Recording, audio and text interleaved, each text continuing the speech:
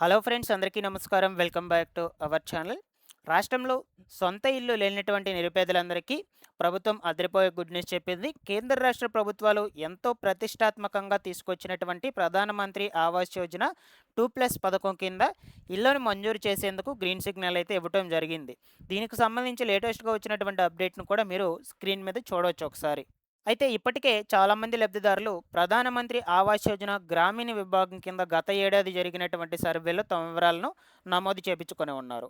ఇలాగా వివరాలు నమోదు చేపించుకున్నటువంటి వాళ్ళందరూ కూడా ఫైనల్ లిస్టుల కోసం ఎదురు చూస్తున్నారు. అయితే ఈ ఫైనల్ లిస్టులను ప్రభుత్వం ఏ తేదీన విడుదల చేయబోతుంది, ఆన్లైన్లో ఎలిజిబుల్ లిస్టులో మీ పేర్లు ఉన్నాయా లేదా అని ఎలా చెక్ చేసుకోవాలి, ఇకపోతే రాష్ట్రంలో సొంత స్థలం కలిగి ఉన్నటువంటి లబ్ధిదారులకు ఇంటి నిర్మాణం కోసం కేంద్ర రాష్ట్ర ప్రభుత్వాలు రెండూ కలిసి రూ. 2,39,000 ఆర్థిక సహాయాన్ని కూడా అందించబోతున్నట్లు చెప్తూ ఉన్నారు.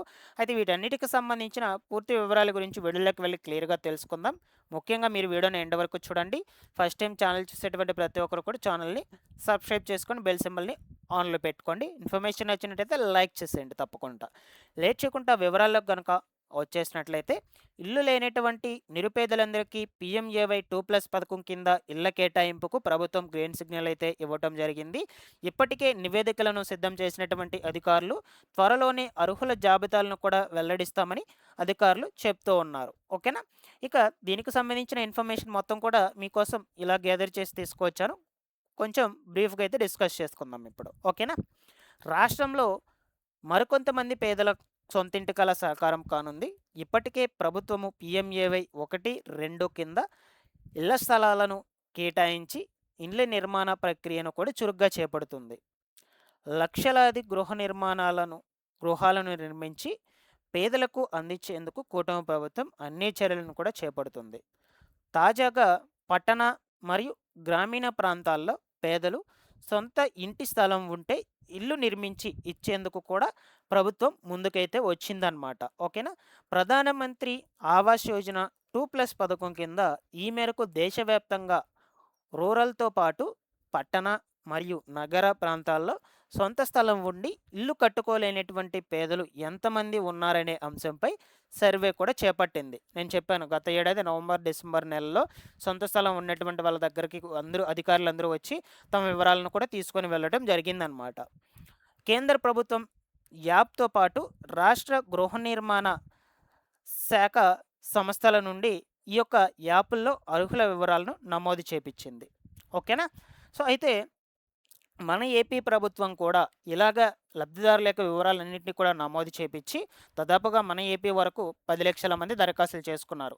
అందులో ఒక 6,00,000 మంది వివరాలన్నింటినీ కూడా ఒక నివేదిక రూపంలో చేర్చి అర్హులైనటువంటి వాళ్ళ నివేదిక మొత్తాన్ని కూడా కేంద్ర ప్రభుత్వానికి పంపించడం జరిగింది. కేంద్ర ప్రభుత్వం పథకం కావడంతో రాష్ట్ర వ్యాప్తంగా పీఎంఏవై 2+ పథకం కింద ఎంతమంది అర్హులు ఉన్నారు, ఎన్ని దరఖాస్తులు వచ్చాయి, స్థలం ఎంత ఉంది తదితర పూర్తి వివరాలను కేంద్రానికి నివేదిక రూపంలో హౌసింగ్ కార్పొరేషన్ కార్యాలయం పంపించింది. త్వరలో కేంద్రం ఒక్కో రాష్ట్రానికి కొన్ని ఇళ్లను కేటాయించున్నట్లు చెప్తూ ఉన్నారు. వచ్చిన దరఖాస్తులను పరిశీలించి అర్హత ప్రామాణికంగా గృహ నిర్మాణ శాఖల అనుమతులు మంజూరు చేయనుందన్నమాట. ఒక్కో రాష్ట్రానికి ఒకే విధంగా ఆయా ప్రాంత అవసరాలకు అనుగుణంగా ఈ ఇండ్ల కేటాయింపు అనేది ఉంటుందని చెప్తూ ఉన్నారు. ఈసారి ఆంధ్రప్రదేశ్కు భారీగానే ఇళ్లను కేటాయించే అవకాశం ఉంటుందని గృహ నిర్మాణ శాఖ ఉన్నత అధికారులు భావిస్తూ ఉన్నారు. సో, ఈసారి మన ఏపీలోనే అత్యధికంగా ఈ ప్రధానమంత్రి ఆవాస్ యోజన గ్రామీణ విభాగం కింద ఇళ్లను కేటాయింపు చేయబోతున్నట్లు చెప్తూ ఉన్నారు. ఓకేనా? సో, అయితే ఈ ఫైనల్ ఎలిజిబుల్ లిస్టులు అయ్యేటువంటివి ఎప్పుడు విడుదల అయ్యే అవకాశం ఉంటుంది? సో, చాలామంది కూడా ఫైనల్ ఎలిజిబుల్ లిస్టుల కోసమే వెయిట్ చేస్తూ ఉన్నారు. ఓకేనా? సో, ఇక్కడ చూడొచ్చు, త్వరలోనే అర్హులైనటువంటి వాళ్ళ యొక్క ఫైనల్ జాబితాలు విడుదల కానున్నాయి. ఈ నెలాఖరికి ఈ నెలాఖరు నాటికి ఇళ్ల మంజూరు ప్రక్రియ ప్రారంభం అయ్యే అవకాశం అయితే ఉంటుందన్నమాట. ఉన్నతాధికారులు అయితే చెప్తూ ఉన్నారు. కేంద్ర ప్రభుత్వం నుండి రాష్ట్రానికి ఇళ్ల కేటాయింపులు జరిగిన వెంటనే లబ్ధిదారులు అనుమతులు మంజూరు చేస్తారనమాట.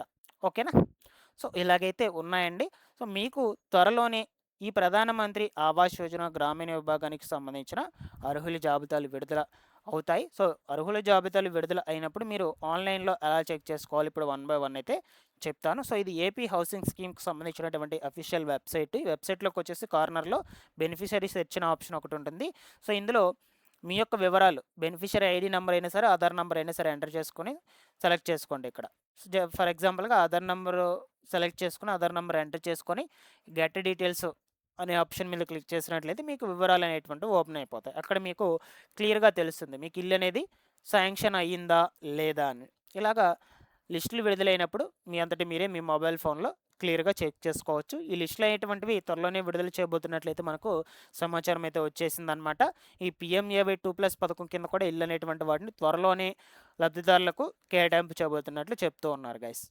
మరొక వైపు సొంత స్థలం కలిగి ఉన్నటువంటి నిరుపేదలందరికీ ఇంటి నిర్మాణం కోసం కేంద్ర రాష్ట్ర ప్రభుత్వాలు రెండూ కలుపుకొని రూ. 2,39,000 ఆర్థిక సహాయాన్ని అయితే అందించబోతున్నారు.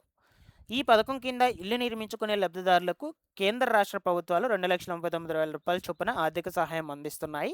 ఈ మొత్తాన్ని 3 విడతల్లో మంజూరు చేస్తున్నారన్నమాట.